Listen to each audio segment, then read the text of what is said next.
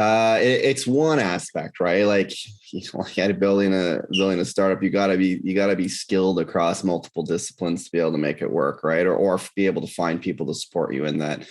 But as the founders, you still need to understand it. So you can't just offload it and expect not, and then say, tell me what the numbers are. Like, you need to understand the meat and but from our side, generally, I mean, as mentioned, right around the seed, they're growing. We're starting to build their unit economics of it. Here's an opportunity. Like, what's the customer acquisition cost, right? Like the true one in terms of how you're going and the leads and how they're moving through the funnel and the time and the cycles and all that stuff.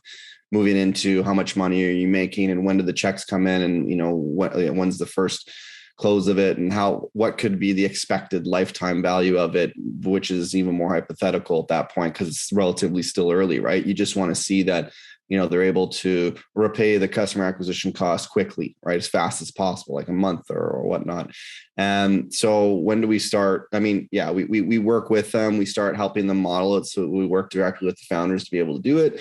And then we have, partners teed up that we can send to them to say, hey, do you want someone to do it with you? You're tight on time. Usually they're starting to raise rounds with us, so capital is available. We think it's pretty important to be doing. You do see a difference between those who do it to raise the money and those who do it because they're learning, right? They understand the importance of charting the course by leveraging these accordingly, which is an interesting perspective.